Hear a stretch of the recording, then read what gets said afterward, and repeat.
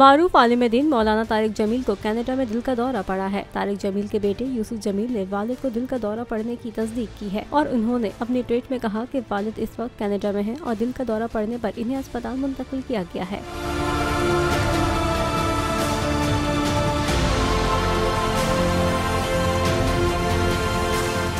मौलाना तारिक जमील के बेटे यूसुफ जमील ने बताया कि पहले परेशानी वाली खबर थी, लेकिन अब नहीं। अल्लाह के फजल से अब उनके वालिद की हालत बहुत बेहतर है। आवाम से दुआओं की दरख्वास्त है। यूसुफ जमील के बयान को मौलाना तारिक जमील के ऑफिशियल अकाउंट से रीट्वीट कराया गया है। यूसुफ जमील का कहना था कि पाकिस्तानी वक्त के मुताबिक दोपहर 1 बजे और कनाडा के वक्त के मुताबिक रात के 3 बजे दिल में तकलीफ हुई और सीने में दर्द हुआ। इन्हें अस्पताल मुंतकिल किया गया, जहाँ सारा प्रोसीजर आफियत से मुकम्मल हो गया।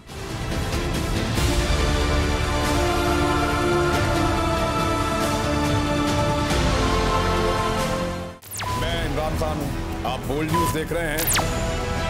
सबसे बड़ा चैनल बोल, सबसे बड़े एंकर इमरान रियाज खान के प्रोग्राम इमरान खान बोल्ड के साथ ने रेटिंग के तमाम रिकॉर्ड तोड़ दिए।